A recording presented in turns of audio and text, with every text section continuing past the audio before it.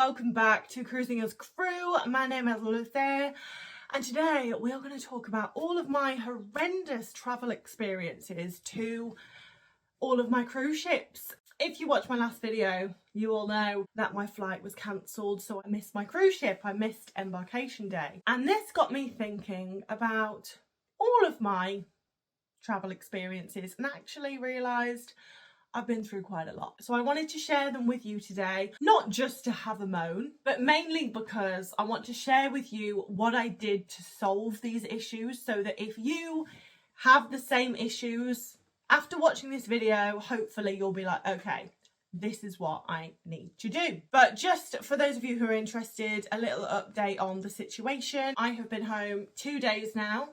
I have been given new flight details and I am actually flying tomorrow. Would you believe it's exactly the same flight? With BA, same flight number, leaving at the same time in the morning. So I'm like, okay, the chances of it being cancelled again, the same flight being cancelled twice, is pretty unlikely. So I'm really hoping that it goes well. If it doesn't, I honestly don't know what I'm going to do. I'm very, very, very apprehensive. Not going to lie, really quite worried. It's just annoying because I've always been under the impression that like once you're through security, you can relax. Well, not anymore. I will only relax and get excited when I land in Miami. And even then, I might only get excited when I get to the hotel because, yeah. Anyway, let's get into the video. So we're going to start with my first flight to my first ever cruise ship. I went straight from the London Wellness Academy in London to Rhapsody of the Seas, which was in Sydney. So my first flight was from Heathrow to Singapore and then from Singapore to Sydney. Now, luckily, the flight was absolutely wonderful. But when you're flying to Australia from England or the other side of the world from where you are, they usually fly you out with 2 days to spare. One, because if there are any delays, you've got enough time to get there, but also if you do get there on time, it gives you a chance to get on the right time zone before you start work. I was joining Rhapsody of the Seas on Monday morning. I arrived in Sydney on Saturday night, so I think I landed at 11 p.m. on Saturday night, but by the time I got my bags and got to the hotel that Steiner had booked me, it was like 1 a.m. Sunday morning. So I arrive at this hotel to find out that Steiner have only booked me in on Sunday night. They did not book me in on Saturday night. But I landed at 1 a.m. so they really should have. And I said to this hotel, I was like, okay, well, can I have a room and I'll just change rooms tomorrow? I said, no, we're fully booked. Bearing in mind, I had just done a 24-hour flight to Australia. I was 19 years old. It was my first ever flight. I was terrified. I was on the opposite side of the world. It wasn't great. And all of these companies have an emergency line, which I'll get into later. Called the emergency line. No one answered. So then I really started to panic. Now, I was very lucky in this situation. One of my friends had recently moved to Sydney, so I was able to call her up and be like, mate, I have nowhere to sleep. Can I please come? And she was in a hostel, so like, can I please come and share your bunk bed in the hostel? Luckily, that's what we did. And then I was able to sort it out the next day, but it was not ideal. The second one was to my second contract with Steiner when I worked for the spa. And I flew from London Heathrow to Juneau, Alaska to join Radiance of the Seas. Fantastic contract. To get to Alaska, it took 3 flights. I think I must have flown from Heathrow to Schiphol to Seattle, and then Seattle to Juneau. So that was my flight path. So Schiphol was fine, but then I was delayed in Schiphol. So Schiphol, am I saying it right? So my flight to Seattle was delayed by 7 hours, which meant that I was going to miss my connecting flight to Juneau. Now, similar to Sydney, I was supposed to get to Juneau like in the morning on Wednesday and I wasn't joining until Thursday, so I was supposed to have loads of time, a night in Juneau, but no. I had 7 hours in Schiphol Airport, absolutely tearing my hair out. I got to Seattle on Wednesday night, and obviously I was frantically talking to the airline because I was like, I have to join a ship in the morning. Like, I have to be in Juneau now, really, the night before. I have a hotel and everything. And they were like, look, there's no flights to Juneau. You're just going to have to get a flight at 6 in the morning. So they put me up in a hotel in Seattle. And then I flew to Juneau the next morning. I landed in Juneau at 10 a.m. Thursday morning, and I went straight to the ship. So yeah, I was absolutely knackered. I was stressed because I didn't know if I was going to make it in time. Oh my God. But yeah, that was not fun. So that was my second bad experience, a very, very long delay. Then after the Radiance, I started working for Harding. My first ship with Harding was P&O Oceania, which was in Malta. So I flew to Malta and I landed in the evening. I went to my hotel that Harding had booked for me to find that the booking had been cancelled. I'm running around Malta at 1 a.m. with 40 kilos of luggage trying to find a hotel that has room for me. And anyway, it's so weird. On the off chance, I went in, I think was it like the Radisson or something? It was a very bougie hotel, because all the other hotels I'd been to were like, sorry, we're full, we have to. I was like, this cannot be happening to me again. But anyway, on the off chance, I went into this hotel, went to the desk, and I was like, I need a room. And they were like, yeah. And they were like, it's going to be £300. I was like, yeah, I need a room. I was so stressed. I was just like, it could be £1,000. I don't care at this point. I just need to go to bed. Because I think that flight had been delayed as well, the one to Malta. Yeah, it had. And then, so they were like, okay, yeah, we'll book you in. Please give us some details. I gave them my name. And they're like, oh, yeah, you're booked in. You booked in for tonight. And I was like, what?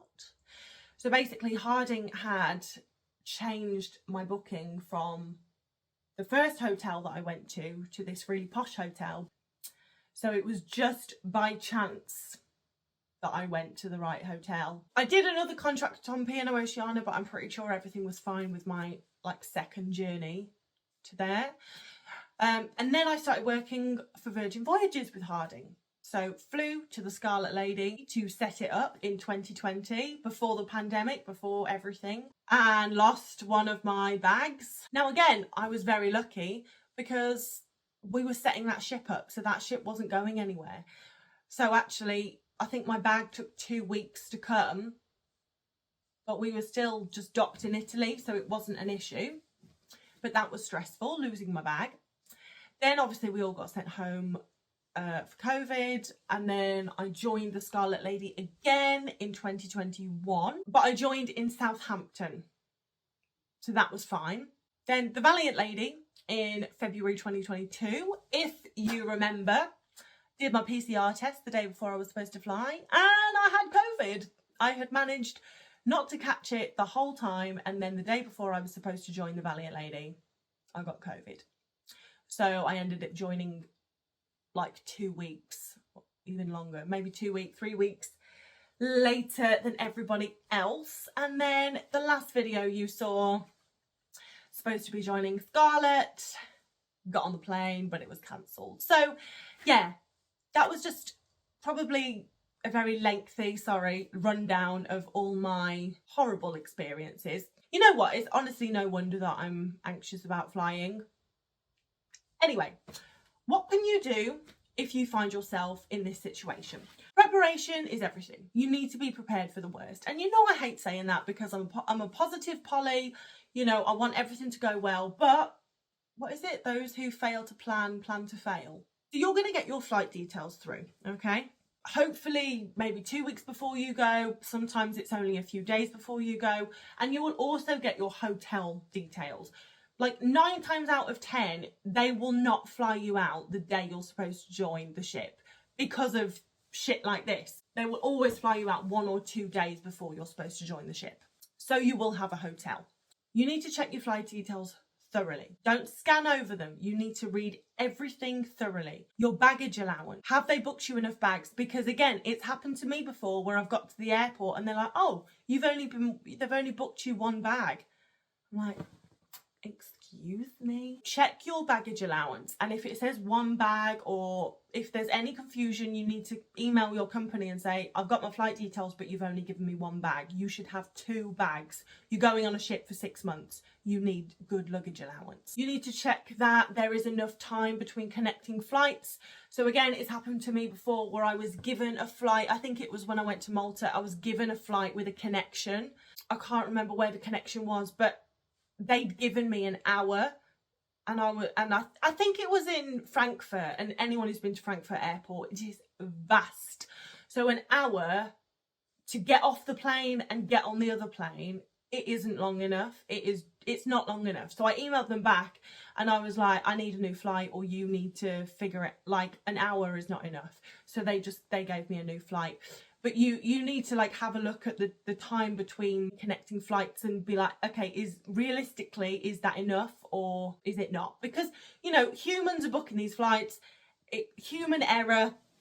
So you do need to double check these things. You also need to check the hotel. I like to put the hotel's contact details in my phone, and I usually give them a call before I fly now because of the 2 incidences I've just talked about. I give them a call and I'm just checking that you've got Lucy booked in on this date, this time, blah, blah, blah, this room, and they will either say yes or no. I've never had them say no again, but if I'd have done that in Sydney and in Malta, it would have saved me a lot of stress. So make sure you put the hotel's contact details in and give them a call before you fly, and make sure that you are actually booked in. In terms of baggage, this is why I said in my packing video, you need to make sure you have one of everything in each bag, because like on Virgin, I lost one bag. Thank God I did that and I had one of everything in each bag, so I wasn't completely screwed. But if I'd have put all of my uniform, all of my underwear in the bag that got lost, it would have been a little bit more difficult. So it is really, really important to be even with your packing for that reason, if you lose your bag. Now also, when you put your bags in for check-in, they obviously put the tickets on your bags. These are receipts for those tickets that are on your bag. So you have to keep these that they put on your boarding pass, because if you lose your bag, like this is what you have to give them at the other end so they can locate your bag. I never even paid attention to these, because you only really pay attention to them when you lose your bag. So make sure you keep these little like sticky things that they give you. And if you do lose your bag, obviously you need to inform the airline at the other side before you leave the airport, and you need to get contact information so you can be in constant contact with the airline while they're finding your bag. You need to inform them that you're going on a cruise ship, so you might be moving around. It's not like you're just going to be in Miami or whatever. You also need to inform the cruise line when you get on board. Not immediately, but during your first few days, you need to go to crew office and say, look, I lost my bag. I've contacted the airline. Would you please help me locate my suitcase? Now, if your flight was cancelled like mine was, what I did, because I've been working for the company a while, I have a lot of contact details, is I contacted my manager on board just to say, hey, this has happened. I know you're expecting me to join tomorrow, but I'm not going to be there. I also contacted my scheduler. A lot of recruitment agencies use a company called Travel Marine who book all the flights. So I also contacted them and I was like, you need to book me another flight, and then they will converse with Harding to decide, or whatever recruitment company you're with, to decide when to book you another flight. And there is of course always an emergency number. Obviously an emergency number is supposed to be answered 24 hours a day, but from personal experiences, you really cannot rely on this emergency number. It's obviously very, very poor show. The whole point in having a bloody emergency number is so you answer it when someone is having an emergency. But what I'm trying to tell you is you really can't rely on it. So in order to be prepared for the worst, you need to think of all scenarios and think about your plan of action if the worst goes wrong. So if you have got a flight to Singapore and then on to Australia, for example. What are you going to do if you get to the airport and they say your company's only booked you one bag? Well, you're going to have enough money in your account to pay for the other bag and then get your company to reimburse you for that. But you should check it before you go. What if your flight is delayed by 7 hours? Well, the airline is going to book you on the next available flight to get you to your final destination. However, that might mean that you miss your cruise ship's embarkation date. Or, like me, you might find yourself on a flight that gets cancelled. And trust me, when you are in these situations, there's so much panic. And, you know, even me, who's been doing it for 8 years, and I was in my home country, even I was panicked and wasn't thinking as logically as I am now, for example, while I'm completely calm. So while you are calm and before you travel to your ship, I want you to put all of these emergency contact numbers into your phone.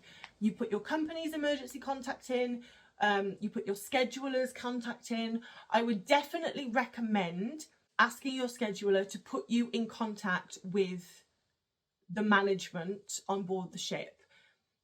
Just so if this happens, you can let them know, you can let your company know, and hopefully if you have multiple contact numbers, someone will pick up if you are in a crisis. But I hope that you never need this information, but you just never know. And, you know, if you do end up going through this, then trust me, I know what you're going through. When I think back to most of the things that I've been through, a lot of them could have been avoided if I'd have just planned ahead, if I'd have checked how much luggage I'd been booked, if I'd have checked the hotel before I left. Obviously, I couldn't have done anything about flight delays or flight cancellations, but in the past, I could have definitely prepared better by having these numbers already programmed into my phone, rather than, on top of being stressed about the delay, being stressed about having to go through every email that's ever been sent to me to try and find some kind of contact number. So if you do nothing else, please put at least 3 contact numbers into your phone who you can contact if shit hits the fan. Your recruiter, the manager on board the cruise ship that you're going to, your scheduler, your company emergency number, your company head office number, you know, because if the emergency number's not picking up, hopefully the head office number will pick up. Also emails, make sure you have everything just easily accessible, because the last thing you want to be doing when you are stressed is rooting through your bag and going through emails and your phone trying to figure out who the hell you're going to call. You need to have this already planned out. It's really shit when this sort of stuff happens. Honestly, I am so tired still. I got home from the flight being cancelled, filmed that little clip with the wine, and I think as soon as my head touched the pillow, I was dead to the world. I was so tired. And again, last night, slept like a log, and I'm only just starting to feel relatively normal. And then we're going again tomorrow. So same flight, so got to be up at 4 to get to the airport at 6:30 to fly at 9:30, hopefully. But on the bright side, I've had a really good practice run, so I know exactly which gate to go to. I know where to be at what time. But yeah, just wish me luck. Oh my God, I just hope it goes to plan. But if it doesn't, I've got all the contact details in my phone. I've got my emergency plan ready. Anyway, thank you for watching. I really hope you find this video helpful. If you have ever found yourself in a situation like this, let us know. Like, what have you done? What did you do to fix it? Do you have any advice for people in this kind of situation? Because obviously I've got my experiences, but you guys have got your experiences as well. So let's all, you know, help each other out in the comments. But anyway, I love you loads. I hope to God my next video is titled I'm on board. If it isn't, then I'm going to be a little bit beside myself. But thinking positive, it's all going to be fine. Anyway, have a fantastic day, guys, and I will see you in the next video.